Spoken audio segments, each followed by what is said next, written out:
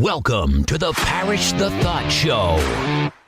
The opinions of Brian, your host, and his guests have not been sanitized or scientifically tested, so please consume at your own risk. Now, here's Brian.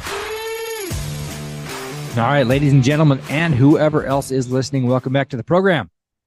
My guest today is a superstar in the ag science world in California, Miss Katie Coe. Welcome, Katie. Thanks for having me on. And full disclosure here, Katie happens to be my niece. I don't know if that's going to help or hurt her cause here today, but it is what it is, right?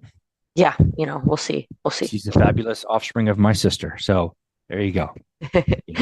Since we're talking about science. So Katie, welcome. Thank you for coming on. And you actually reached out to me because you had a story to tell about the ag world, right, in California. So give us your background, like how long where you're teaching, how long you've been in it, why'd you get in it, why does it matter, why does ag matter?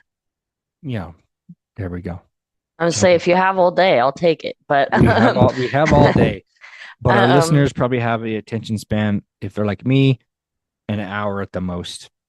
Maybe, and that's a stretch. But yeah, so I grew up in Fall River, same as you, the tiny farming community it is. Where the hell is Fall River? Is that Massachusetts? Yeah, not Massachusetts. Okay. Fall River Mills, California, northeastern Shasta County. As one of my friends from college described it, damn near Oregon. Is there a beach there?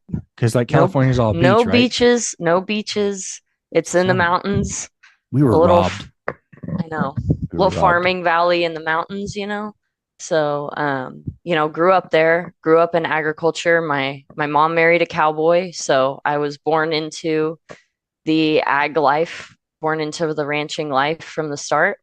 And so I've always had an appreciation for it. I guess, I never didn't appreciate it because it was my life. And then, got into high school and obviously FFA, the Future Farmers of America, actually formerly known as the National FFA Organization, at Fall River High School there in MacArthur. And also, and I got involved in that pretty early on because I already had an interest and an appreciation in all things ag. But then I kind of had a come to Jesus moment about ninth grade. And I was like, man, I'm not that good at sports. Like, I'm okay at sports, but this FFA thing, I think I could be really good at this.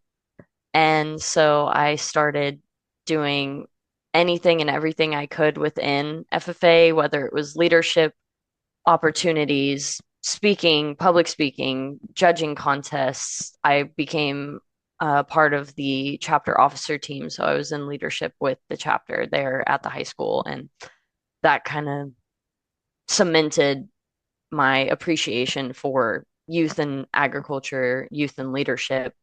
And then I was blessed to have two very wonderful ag teachers, Rick Neugebauer and Renee Reed. And having mentorship like that was huge for me I basically came to a realization, like, I want to be that person for other kids. I want to be that mentor and that guide into the world of leadership and agriculture. And I want to help educate everyone that I can about agriculture. And I know that the best place to start is when people are young. So that's kind of what led me to where I am now, teaching at Princeton High School in Colusa County. Which is where none of these people that are listening to this probably know where that's at. I'm from California, Northern California. Yeah. Also, just like you, I had no idea where Princeton was. I thought that was New Jersey because I just visited it last year. Yeah. No, I did get asked when I told people I just accepted a job at Princeton High School. They're like Princeton University, and I was like, no, I don't have a master's, let alone a doctorate. I'm not Ivy League. But you're in the Alfalfa League. Yeah, literally. More like the rice league down there. A lot of rice production in Colusa County, rice farming. So Colusa County is I want to say 45 minutes, an hour-ish north of Sacramento. Just right along the Sacramento River. It's quite like, Literally, right? yeah, quite literally. I literally drive along a levee that is keeping the Sacramento River from flooding into where our town is, of where the high school I teach at is. So, we're right along the Sacramento River, right there in the central heart of Northern California. It's just a little town, a little blip along Highway 45, but it has a lot of heart, even though it's not much going on over there. But so yeah, I've been teaching there. I started in January of last year. It was kind of a mid-year opening that jumped up, and I had just finished student teaching, so I was like, you know what, I'll take it. I'm not really sure what else I'll do, and it's turned out to be pretty great so far. Well, now your first gig was not there. Tell everyone where your first gig was, and where did you go to? Did you go to college at Chico State? Yeah, so actually started college. I went to Modesto Junior College at the recommendation of both my ag teachers because they told me Fall River's great, wonderful place to grow up, but you need to get out of here. Go see something else. Go somewhere new. So I went down to Modesto Junior College in the Central Valley of California, which is about an hour north of an hour north of Fresno. Then transferred to Chico State, and finished my degree there. I have got my bachelor's of science in agriculture science, and then went through the teaching credential program, which is one of those fun additional steps they require you to become a teacher in California. And I student taught for a year under a mentor teacher in even further Northern California than Fall River, in a town called Etna up in Siskiyou County past Mount Shasta. So that was a really great experience working with the community up there and working up there with my mentor teachers, Jake and Kelly Hargett. They helped me a lot because they're both longtime experienced teachers. They're a husband and wife ag teacher team. And so I learned a ton working up there with them. And then I was able to come back down to the Chico-ish area, to live and work. So Now, Etna, correct me if I'm wrong, but that's where your cowboy father's from, correct? yes. So that is the community that my dad grew up in. He was literally born at the doctor's office in town in Etna, and he grew up there, was also involved in FFA in high school. And so I felt, even though it was kind of out of the way and a lot of people were like, why are you going all the way up there to student teach? I know that community and I feel comfortable there. I also have friends up there, so I decided to give it a try, and I really enjoyed my experience. Can we back up a little? You said your mom, my sister, married your cowboy father. Define cowboy, because people have a lot of images, I think, of what a cowboy actually is. Yeah. The fake ones, the real ones, and your dad is the most real. I mean, I grew up around cowboys, and your dad is the most real of them all. So tell people what a real cowboy is and does. Well, I'm someone who I don't think there hasn't been a real cowboy since, Gus McCrae and Lonesome Dove. Yeah, that's what I would consider a real, honest to goodness cowboy. What does that look like? I don't even know what. I mean, so never saw the movie. Oh gosh, goodness, it's really long, so I don't blame you. But I think a lot of people, when they hear cowboy, they picture, the guy with the wide brim hat and the dust on his face, who's going on a month-long cattle drive, and that's not something that really happens anymore. But I would say today's cowboy, and what my dad is he grew up cattle ranching, raising cattle, knew how to ride a horse well after, not long after he learned to walk, pretty much. As soon as he learned how to wipe his butt, he was riding a horse, probably. Yeah, pretty much. I'm sure my granny was riding horseback while pregnant, more with him and my aunt and uncle. But honestly, especially in California. Actually, I was, the California Cattlemen's Association put out some statistics that the average registered herd size of beef cattle in California is about 40 to 45. That's it. Not massive ranches with thousands of head of cattle, which do exist in California. Yes, there are cowboys. There is ranching in California. And so, right next to the beaches, right? There are some on the beaches, yeah. The surfers, and then they do some surfing, and then they go rope some heifers. And say go down to Cal Poly San Luis Obispo. Yes, they literally have a rodeo event on the beach called Break a Wave. Oh, I like that. That's like great. Actually, it's pretty cool, yeah. But my dad is the kind of cowboy where he day worked for other people. He basically managed the cattle and managed someone else's cows on someone else's land for them, someone with a lot more money than him, because cowboying in its heart doesn't really make a lot of money. It's something that if you choose to do that full time, it's rare that you can like support a family on that, unless whatever ranch or ranch owner you work for has housing and things provided as part of your job. My dad was not one of those people, and he actually, decided to get into EMS. He kind of fell into that love of emergency medicine and all that, and he realized that paid the bills a lot better than being a ranch cowboy. So he went into that, and he did that for a very long time. That's what he called his town job, and we all joke that now, especially in California, with how unaffordable things can be, that you have to have a town job to pay for your cowboy hobby. Dad has since retired from EMS, but he works part-time for a ranch for very wealthy people who own a ranch, and they fortunately let him have his little cow herd of about 30 cows on that ranch. So that's what I would say is, a general, pretty standard cowboy nowadays.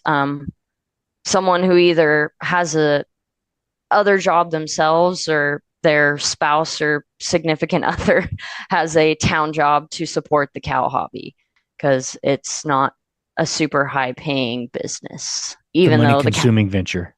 Yeah. It's a lot of literally they eat the money. The cows eat the money, and then you eat the cows. So you're basically getting your money back. Yeah. Well, it does save money when you have your own home butcher, or your own cattle that you home raised and butchered out at a shop, and you have a whole cow in your freezer. Saves a lot of money at the grocery store. Just costs you an arm and a leg everywhere else, right? Yeah. It all balances out, I guess. And he loves it though, so it's no, it's really what he loves, and he's been really happy ever since. I mean, he loved EMS, and being a paramedic, but he's feel like a lot less stressed now. Yeah, and just for those listening, that I interviewed her dad, Tom Coe, years ago about, I think we titled it From Farmer to Flight Medic, because just the extremes in lifestyle and job and what he did, and to become a flight medic, and the pressure and the stress of that, and the knowledge he has to have to.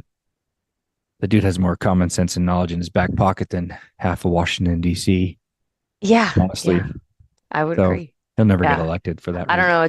It definitely inflates my ego a little bit, I will admit, when almost every one of my friends that has met my dad, they tell me, "Man, your dad is just like the coolest guy I've ever met." And I'm like, he is. Yeah, my dad is pretty cool. So every time I go back to California to visit, I'm thinking I could live here. I could move back here as long as Tom's still here.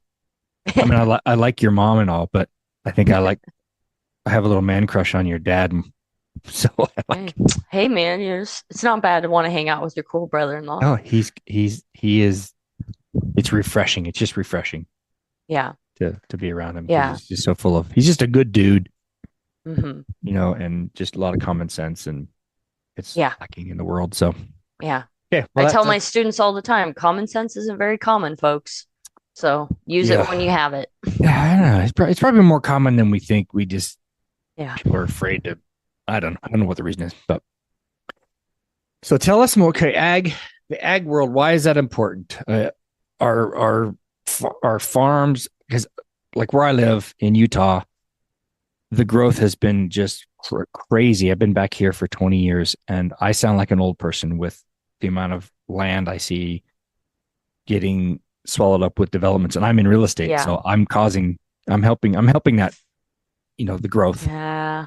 And so all these farms that used to produce all this food and hay and alfalfa, like where are those just getting pushed out? Do they still exist in other places, or are those methods being replaced with something else? Tell me. The ag world is definitely changing, and not because they want to, but because they have to. And, I feel like people have that image in their mind when they think of a farmer. They think of, some hokey old guy in overalls who can barely speak, but that's not what a farmer is. Agriculture is based in science. It is and when you're a farmer, you're not just growing food. You are a businessman, you're an economist, you are a plant science specialist, a pest specialist, you're a politician. You have to be meteorologist. Yeah, you have to be anything and everything because the world is counting on you. And with things like urban sprawl or the urban crawl, like you talked about, the developments of, everyone wants to move somewhere different. And so rather than utilizing what's already there or trying to renew that in cities and towns, they're just building new stuff. And that is pushing out arable ag land, that good ag land that is in limited supply. You can't grow crops, you can't grow food on just any old dirt. It's not dirt, it's soil, by the way. But you can't. Well, down below the soil, about what, a foot, 2 feet, that's dirt. Mm-hmm. Yeah. That nothing can grow. Exactly. So once that soil, that good usable land is been developed over, it's nearly impossible to use it again. And so that has, agriculturists, farmers have been trying to figure out. Basically, the new common theme of ag is do more with less, because there's only more people to feed, less people in agriculture producing this food, and that means it's on each farmer to feed more people. I believe a statistic I was going over the other day with my junior high students was that I think I'd have to fact check this, but on average, one American farmer feeds around 200 plus people. So that ratio is a little skewed when you think about the billions of people in the world and all the other farmers and agriculturists across the world, and how they're trying to also feed the people in their country and other people in the world. And in California, it's a problem. Even though California, it's mind-boggling to me how few people understand that California, San Francisco and LA, cool places, great cities. There is so much more to this state than that. And most of that is some of the richest agriculture production in the world. You will not find anything else in the world like the California Central Valley. So basically from Sacramento to Bakersfield, some of the richest, most nutrition impactful growing of crops in the world. You look at every staple crop, every staple fruit, vegetable you find in the grocery store on a daily basis, most likely grown in the Central Valley. For those who are geographically challenged, can you give a description of that geographical area for what you just described? Like, how big is that in terms of miles? In terms of mileage? Like north, south, east, west. Sacramento to Bakersfield, it's probably a good 400 miles, maybe. I'm not sure off the top of my head. I could look right now. Let's look. Let's educate. Yeah, I know. Well, we have the power. We have the power technology in our hands. I mean, I would say even goes further up, almost to Reading, right? yeah. Or Red Bluff area. You So even absolutely further up. could. So, I mean, if we do like what people consider the true Central Valley, then I would say that's Baker or Sacramento to Bakersfield. And some people might argue with me, but that's what I consider it to be. So from the city of Sacramento to the city of Bakersfield, it is actually it's less than I thought. It's only about 270 miles. So that's lengthwise, and then widthwise, maybe at the widest points, 60, 70 miles. And so that's not a very big area. That's a tiny slice of the earth. Yeah, a tiny slice of the earth providing a huge percentage of the food supply. Is that, and maybe you don't know this, but all that produce that is, and whatever's, all the food that is provided, is that just for America distribution in America, or does it go overseas as well? Well, it depends on the crop, honestly, but there are, there's certain things like I know that the almonds and the walnuts and stuff, that's a big thing that people are, and for those out here in Utah, yes, it's almonds, it's not almonds. If then you they say should take the L out, Katie. You're a teacher. Take the L out. It doesn't need to be there. I used to say almond. It's in NorCal, it was almond, but I moved to the Central Valley and then around here. And if you say almond, people act like you shot their mother in front of them. It's and just quite true. If you say Ammon out here, Ammon is a character in the Book of Mormon, the Mormon scriptures. So people are like, what's Ammon? Is he a farmer too? No, so no. It has talking about the nuts, the little nuts that they make non-dairy beverage out of. That is not milk. Nut juice. Yeah. Milk does not. Milk comes from animals. Not if nuts. Yeah. That's a whole anyways, topic.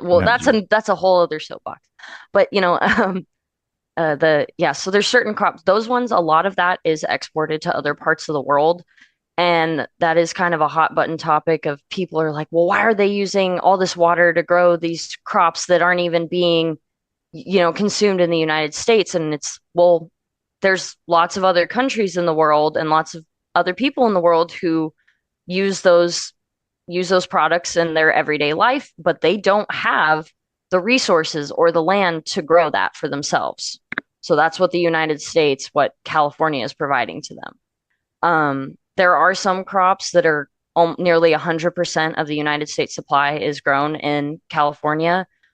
Artichokes is a big one. I believe avocados, unless they're from Mexico, but so there, which is fine, but there's so many crops that a large percentage, especially what you call like your cool season crops. So which are what? What's a cool season crop? Your leafy greens, broccoli, asparagus, artichokes, those kind of things. So your different varieties of lettuce, spinach, all that good stuff, that good healthy stuff that we all love so much, and that's available year round. Thanks to California farmers in I guess it would be the western side of the Central Valley, is what's known as the salad bowl of America, because it's where we're growing I've all heard of that part all those called products. The armpit, but not the salad bowl. So. Yeah, no. Well, I'm thinking more like Salinas Valley, like closer to the coast, because the combination of California's climate, the soil, the perfect coastal weather allows almost nearly year-round perfect conditions to grow those kind of crops. So that's why. So when you go to the grocery store and you can buy pretty much anything, any standard fruit, vegetable that's not necessarily seasonal, and it's not seasonal because it's constantly being grown and constantly available from California farmers. I mean, there are other states that do contribute. I shouldn't give California all the credit, but I just feel that California is undercredited when it comes to the production and the supply that the state provides. So don't get me wrong. Other states are also killing it in ag production, but no other state provides as much and as large of a variety. California recognizes over, or the California Department of Food and Agriculture recognizes over 400 different commodities. So that's crops, fruits, vegetables for food and fiber, forages for livestock, all of that. Over 400 different ones in this state alone. So, like states like Kansas, they're doing great, killing it in wheat and soybean production, but that's about all they got going on. Well, and that's, if the climate works, that's why those are Exactly. there. It's important to do. It's important work they're doing out there because, California is not, there is wheat production here, but we're using our land for other stuff. So. Right. And so where we grew up, or you grew up, and I grew up in the Fall River Valley, in Shasta County, what's the primary crops up there? Biggest thing is hay production between alfalfa and grass hay. Those are just, for those who don't know, that's just two different varieties of forages of hay feed for livestock. And that is something that people are like, well, why are they growing food that people can't eat? And it's like, well, no, we're growing food that the food eats. So we're growing alfalfa, huge for dairies. For alfalfa is a staple ingredient in the feed ration for dairy cattle. Super high protein for them, super important. People who love their horsies, the horse folks of the world, gotta give the horses something to eat. And then obviously beef cattle, when they can't be on pasture, and they can't be grazing, they need hay to eat to keep them going. And so hay production is huge. Also, a lot of wild rice production, which is basically long grain black rice, I guess the best way I could describe it compared to standard white rice. Some people consider it healthier than white rice. I'm not exactly sure why. It's because it may, at the very least, it's been marketed that way. Yeah. Good marketing does a lot. And then obviously beef cattle production. So, if you like your hamburgers, you like your steaks, support a rancher. I have many stickers on my car. I have one that says eat beef, not bugs, because, there's the movement of trying to have a protein alternative of insects, which is fine if that's something people want to do. But obviously growing up in the beef world, that's something I want to support. My favorite one from the cattlemen is eat beef because the West wasn't one on salad. So those are funny. Yeah, so this is funny little things, but you gotta have fun. You gotta poke fun at some of the vegan mentality, and those are fine too. If someone can do that, if someone can do that and still have energy and do it. Yeah, being vegan is hard work. But I could never do it. I don't have. I like to source my protein from animal products. And I like cheese way too much to to give that up. And something that I kind of a research thing, a little bit of a study about the rest of the world. It's not as much a problem in the United States because of all the ag production we have. You can realistically be a vegan and maintain a healthy lifestyle in the US. But in other countries where they rely on animal protein, they say that being vegan is a luxury that most of the world doesn't have because they can't survive.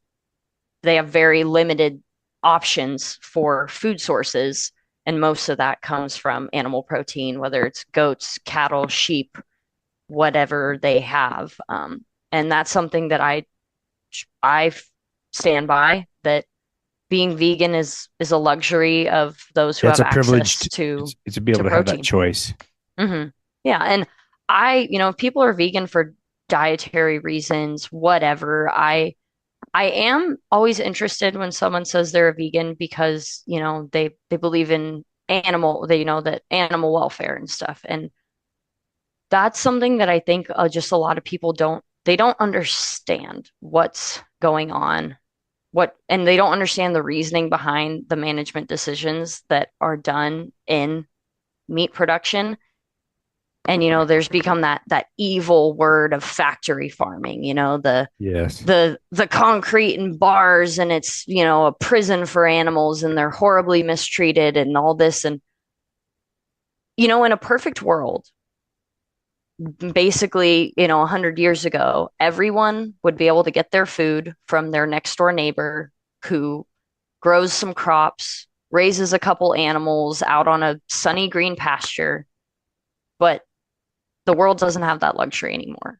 We have millions of people living in cities who can't get their food except for from a grocery store. And in order to provide all that food supply to those people, you have to do what is called factory farming, commercial food production, because it is the only way to be able to keep up with the supply and demand of food. People need to eat, and you just can't do that.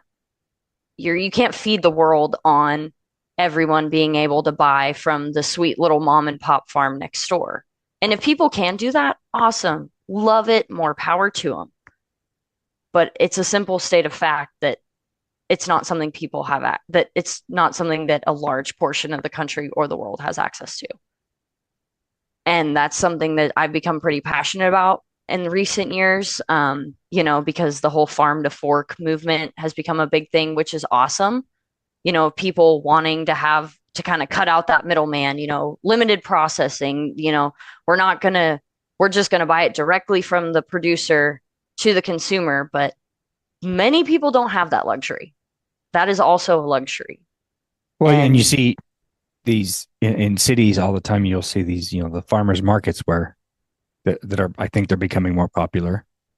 I don't know if they're becoming more popular. I see them all the time. Mm-hmm. Maybe they've always been there and I just never really visited them. I'd say it's definitely become more of a thing now. Well, because I visited my daughter Eden, who lives in Chicago, and Mm-hmm. mid city. There's these farmers markets and Mm-hmm. gatherings, and it's almost like gold. Oh yeah, it's a vegetable in the middle of the city. Yeah.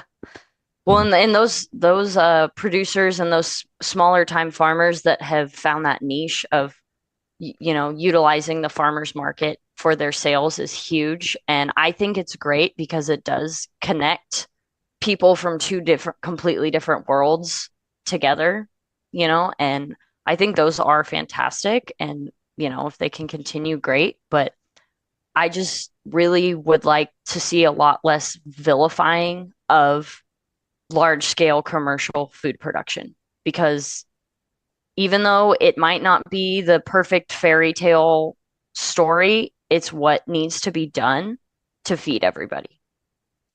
And yeah, you'll get somebody who is passionately against it, and they'll find one story or a couple stories and like, see, this is, and they put it out there, and they put it out there in a misleading way because it's sexy and exciting and it gets people fired up, and it makes them think that this is everywhere. Like most messaging, honestly, in any the age of the politics, internet has been horrible for agriculture. And so a lot of farmers, agriculturists are trying to turn it back on them and trying to spread positive messaging. And there's this guy I love. He's called the Iowa Dairy Farmer. And he's just, a simple Midwestern guy with a dairy farm, a few hundred cows. And he talks about everything that he does with his cows and exactly why he does it that way, in order for, he explains, he's like, this is for the cows to be healthy and happy, and this is for me to be able to provide a product to the world, and he's awesome. Highly recommend checking him out. He always gets the comments of, your cows are abused and you're a horrible person and those animals are suffering. And then he'll pan around and he doesn't even say anything. He just pans around to some cows hanging out in the barn, half almost asleep, chewing their cud, just hanging out. Happy cows. And then he does that, and then someone says, that's just a stage setup. That's not real. And people, and these are usually coming from people who have never visited him, never talked to him. Never. And what's sad is some farmers do like they'll if people want to come see what they're doing, they'll let them, but now because of the extremist animal rights people that will take anything and everything they can out of context and turn it into this horror movie, they don't want to let people on their facilities. Yeah, because they never know. Because they're going to get set up. Yeah. And then someone's going to paint a picture that they're the devil, and people will believe it. Yeah. Because there's horrible, awful, nasty people in every industry, in every sector of the world. And unfortunately, some of them have found their way to livestock production or into agriculture. And trust me, those of us who don't mistreat animals and don't want anything like that to be happening on our property and on our farms at all, we hate those people. We hate those people just as much as you do, because that is no one likes evil, cruel people. Abusing and mistreating animals. Nobody. They're here for a purpose, and and Do you find that the industry has to spend a lot of time policing its own industry? I would say so. I mean, it's kind of like a checks and balances thing with each other, and we try not, like, there's definitely, and I don't think it's super intentional, but ag as a whole tries to unite together, but then you have the nut juice guys who are directly competing with the dairy guys, and different things like that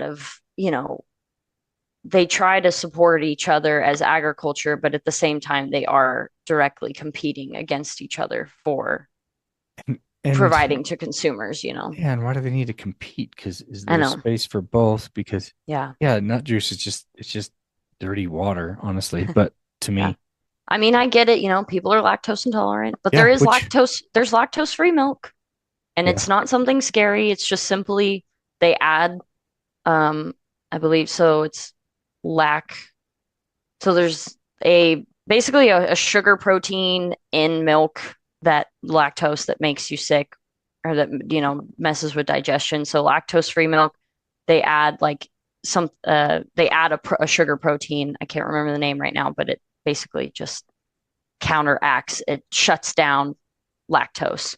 And so I think some people are afraid of lactose-free milk because they're like, oh, what did they do to it? I'm like, just added a naturally occurring thing back into it.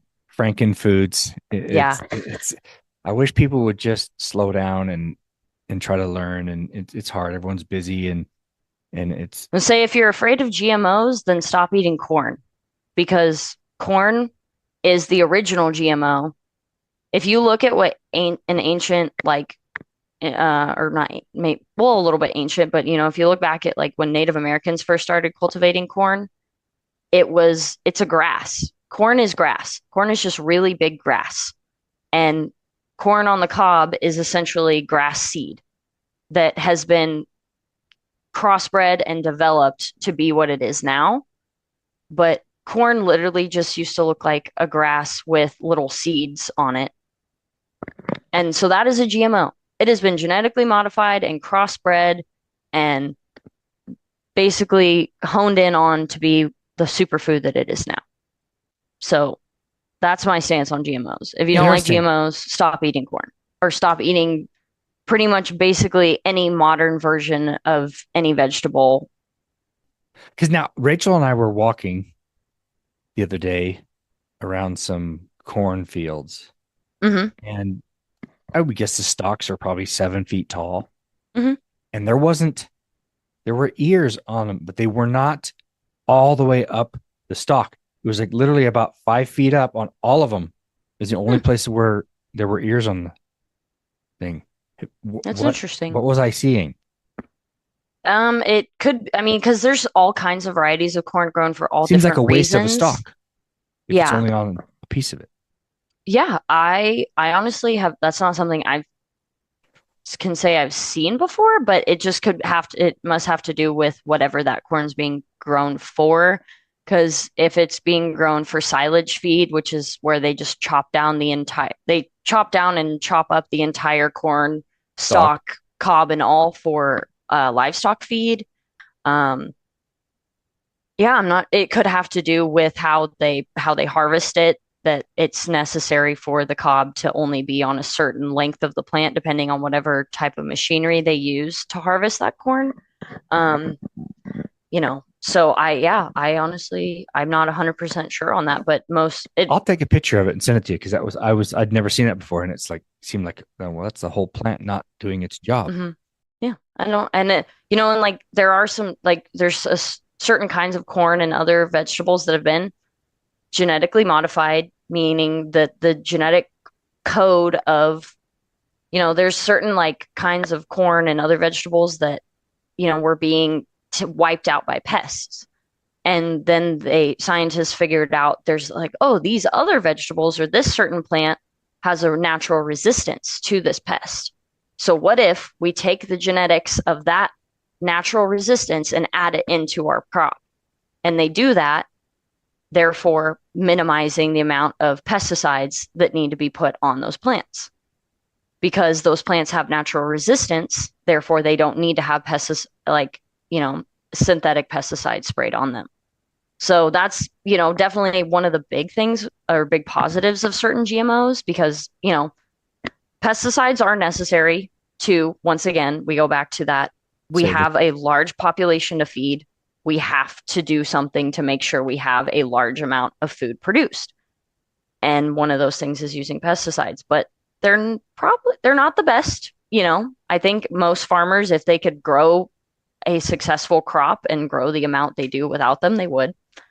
But so GMO is not from the devil. No, I hear it and I think, oh, it's bad. It's bad. It's bad. So you're saying GMO is because you're modifying the genetics. It doesn't mean it's unhealthy or bad. Correct. No. I mean, it can be, but not always. Is that what you're telling me? Maybe there could be some cases, but it's not some scary thing. It's been turned into an evil acronym unnecessarily, and it's just ask someone who's in this and who does this every day. Ask them, well, why do you guys do it that way? Or what is that for? What does that mean? Yeah. Because we throw things around as weapons.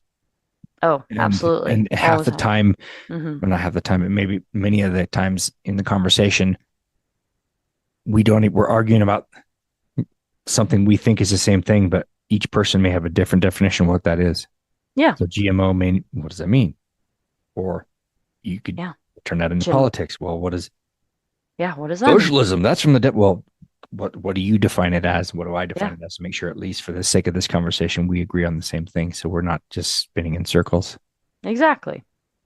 Yeah. It's all about a conversation, and that's one of the reasons that I wanted to become an ag teacher is because, people, I would say 80% of the people that take ag classes and are involved in FFA in high school don't go into agriculture. Not directly, at least, but they are more knowledgeable consumers. They understand where their food comes from, how it got there, and why. And they're able to spread that message with other people that they know. And I think that's really important. And I know that I personally think the younger you teach somebody, the better, because your brain's more pliable and moldable to new ideas at a younger age. So you're just indoctrinating them. Oh my God. Yeah. If you think teachers are indoctrinating your children, that would require your children to listen. They would actually have to be listening first. Indoctrination is not an easy thing to do. No. Be like, if I wanted to indoctrinate them, I know. Come on. Or I guess teaching. There's all the jokes that FFA is a cult, but tell me some. Just that it's a cult, or is there an actual joke? Oh, not an actual joke. Well, I mean, we have there's the FFA creed, and everyone at every meeting recites the same thing together. Do y'all have secret handshakes and stuff? No secret handshakes that I'm aware of. I might not have been that cool. You do have the uniforms. Yes, we do have the matching uniforms, those super stylish blue corduroy jackets. Are they still corduroy? Yes, blue corduroy. It's like the Masters jackets, the green jackets or something for the golf world. I know. Yeah. You have your own level. So Yeah, blue corduroy. everything's Still, a cult, right? still the standard, you know. Yeah. That's But funny. I'm like, well, you know what? If children developing themselves into better people and better people with agriculture knowledge and good leadership skills makes me a cult leader, then I'm a cult leader. Embrace I'll it. admit. Just embrace it. I know. Gosh darn it. I guess yeah, indoctrinating the youth. But yeah, that's funny. I've started following a couple of teacher pages and it's definitely funny. It's I would not call myself an experienced teacher at all. I still consider myself a baby teacher.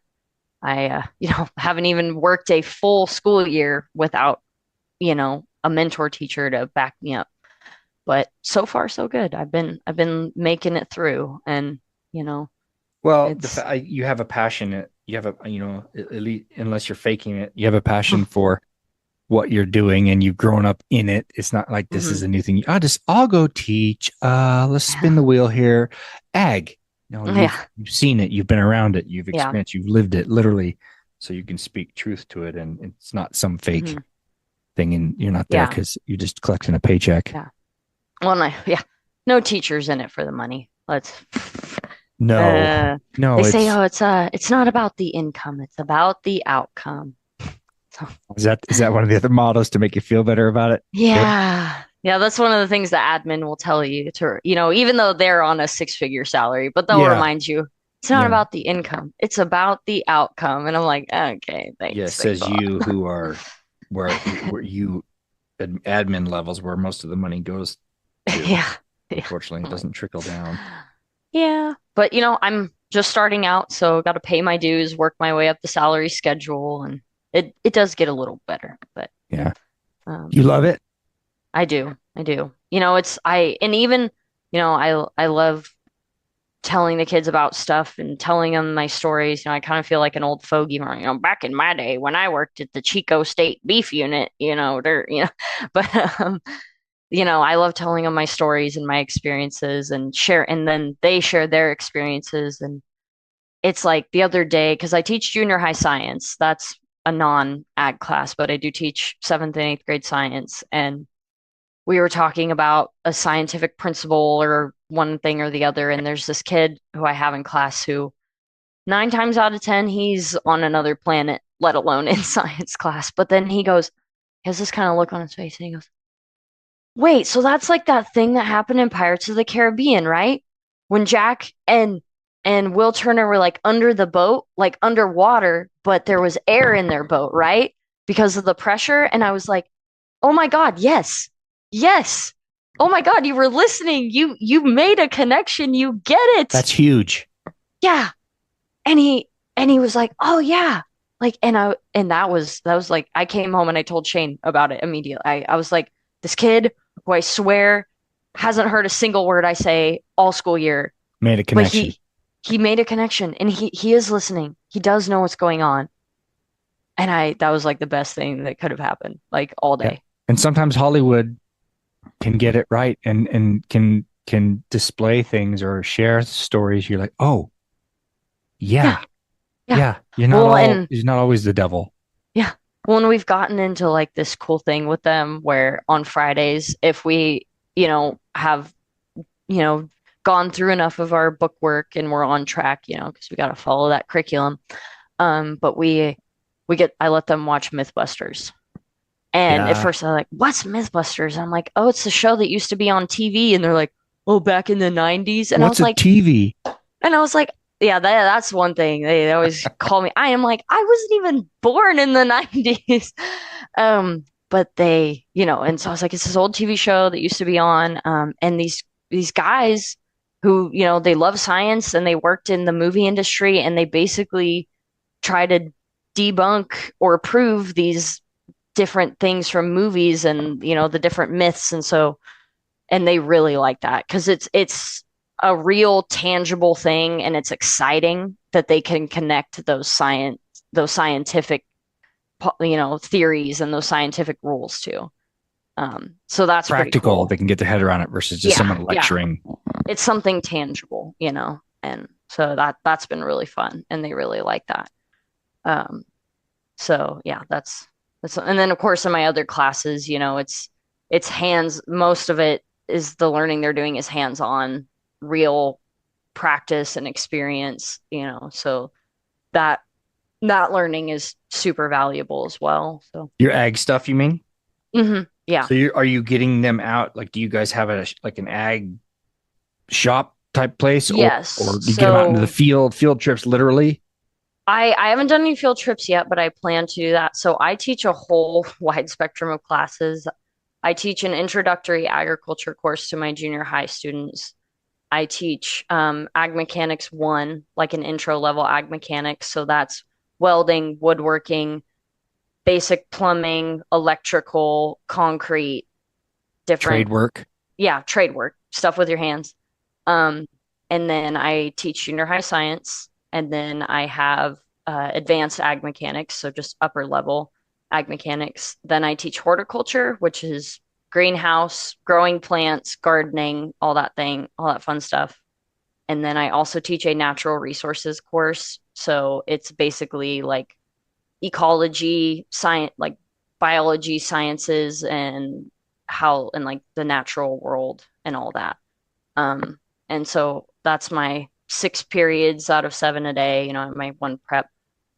But in all those classes, I try to do as much get out of the classroom, hands-on learning as possible, and so we have a shop space currently at my school site. We unfortunately had, not when I was there, but so about 4 or 5 years ago, there was a fire in the ag mechanic shop, and that building has since been condemned. And so we are working in the district maintenance shop. They gave up half their space for the kids to have somewhere to work. So it's not perfect, but we're able to make it work, and we're You made still it able to perfect. do some stuff. Yeah.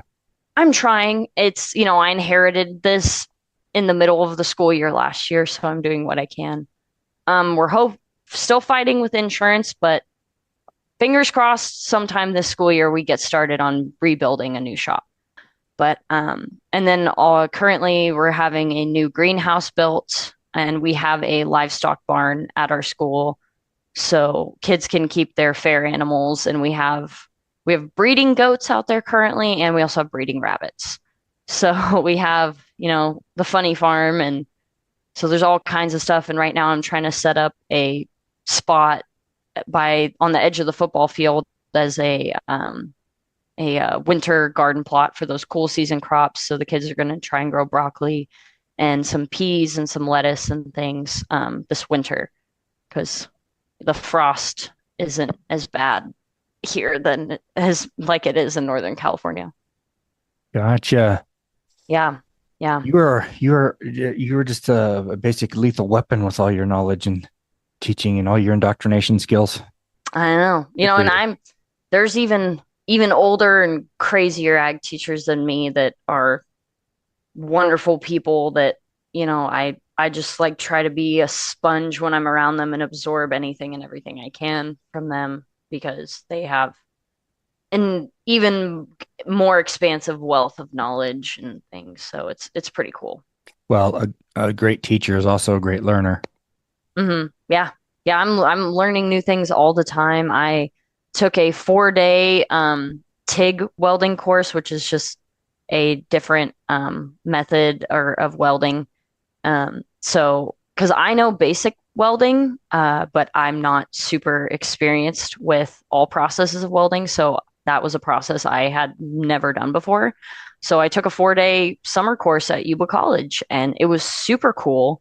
Learned a ton, was able to get in a welding booth and practice. And and I told the instructor by the end, I was like, I don't expect to be a professional TIG welder after this. I just wanted to be able to teach my kids at least how to get started and how to do it. Because especially my advanced students, those kids are freaking, some of them are smarter than me sometimes, and they are so skilled in different things like that. So, just always trying to learn so I can be better for them. That's something I never learned. I grew up around that. Yeah. Grandpa Never taught you? I never was interested.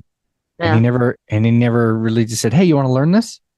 But Yeah. yeah, and all the people I grew up around, and the farmers and the ranchers and the loggers, I've never touched a welder in my life. Oh, and yeah. I'm thinking that would be a great skill to have. And are you familiar with Mike Rowe? I'm sure you. Yes. I guess you are. Because big fan of that guy. Huge, and he's just like, if you're a welder, you can write your own ticket. Mm-hmm. Go anywhere. The trades is I think now, thanks to people like Mike Rowe and other, because when I was in elementary school, the push was college, college, college, college. Go to a 4-year, go get the big degree, go do this right now. And they were pushing that on everybody. Yep. As the only solution for success. Yeah. But that's not. It's that's what they were pushing. And people, and for certain people like me, like people want to teach and people who want to become doctors and lawyers and all that and all those other important careers, you do have to go to college, like straight to, you have to go to a 4-year college. But for anyone who listens to this podcast and is thinking about college and about going, young folks or anyone who has children going to college, let them go to a junior college first. It is so much cheaper, so much easier to get their GE classes done, especially if they don't know what the heck they want to do with their life. Don't let them go into debt for a degree they don't like or a degree they can't use. Well, my two youngest, Matthew and Emily, they did what we called it. It's called concurrent enrollment here. And when they graduated high school, they had their associates done. So they didn't have to go to college and pay those for high school again. Are amazing. Those programs are phenomenal. Yeah. And I wish every high school had them. I wish my high school had them. AP classes are stupid. Classes. You're paying for high school again. Yeah. It's a revenue generator. It pisses me off. I went to college and I spent 2 years taking dumbass classes that had zero to do with anything. And I'm thinking, I'm the customer. I'm paying for this. Yeah. You're like, why do I have to take history of rock and roll? Money. It's a revenue generator. And so, and college is a solution, is not the solution. So, yeah.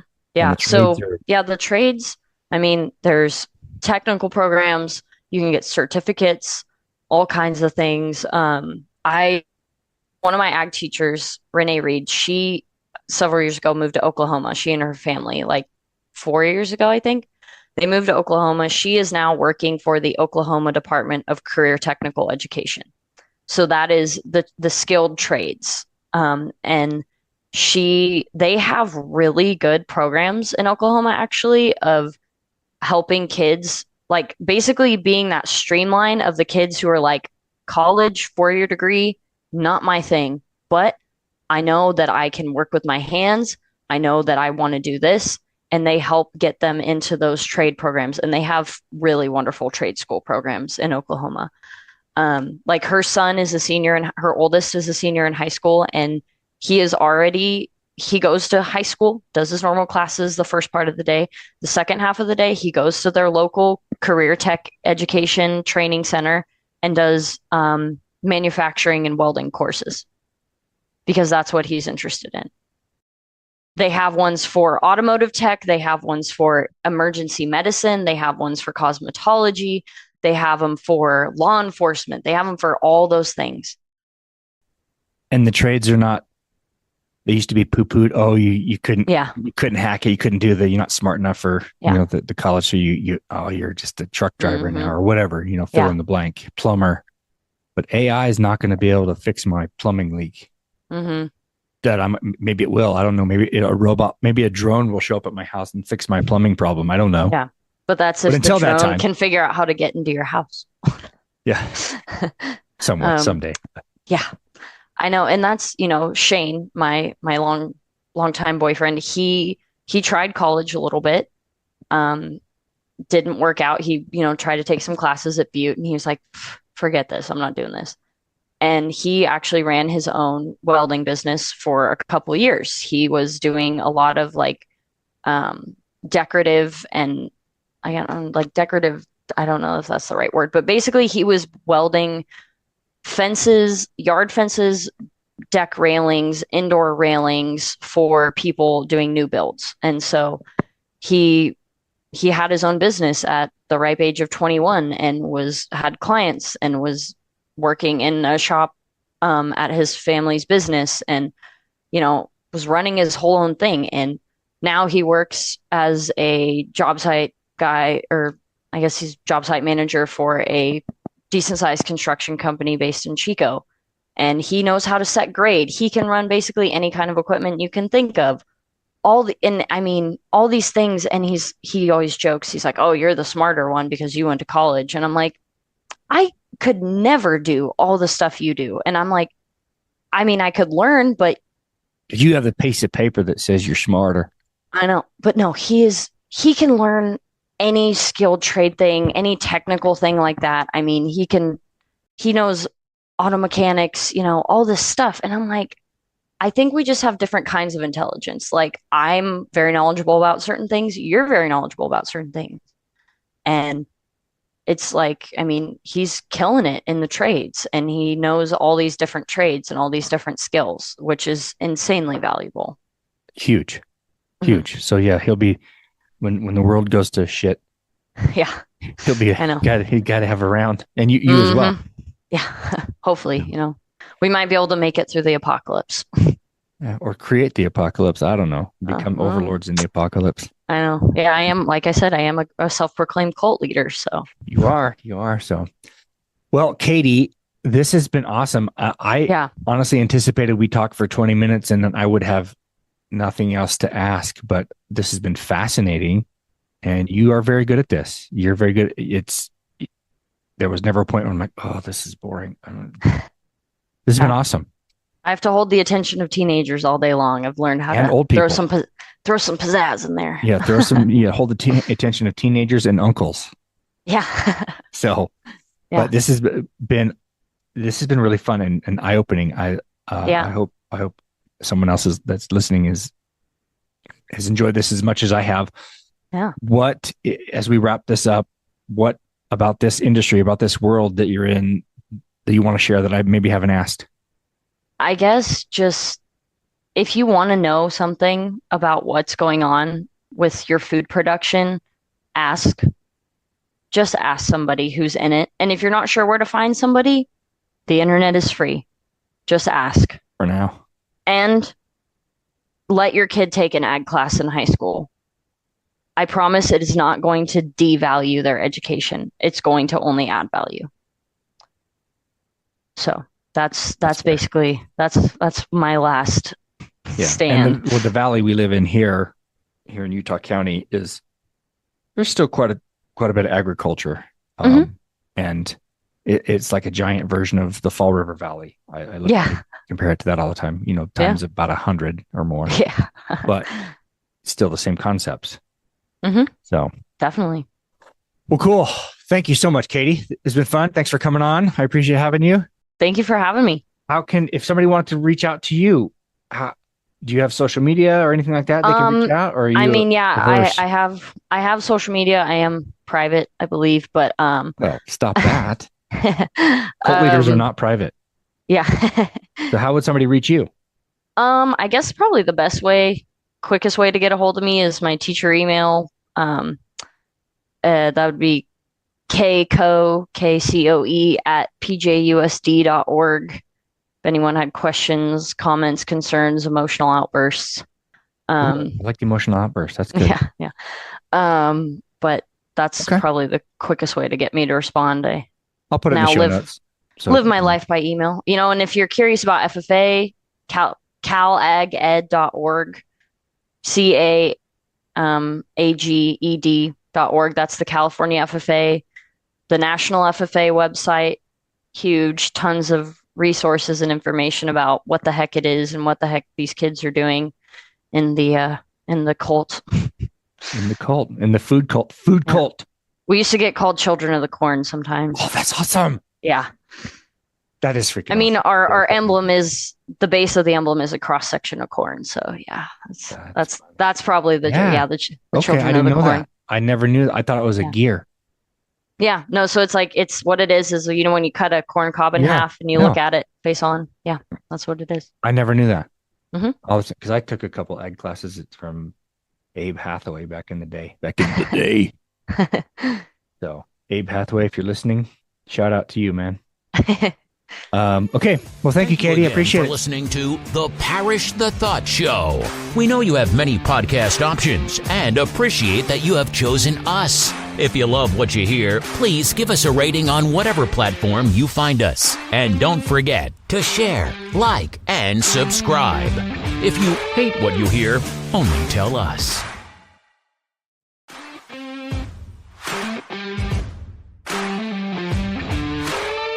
You're still here? Click on the next episode for more from the Parish the Thought Show.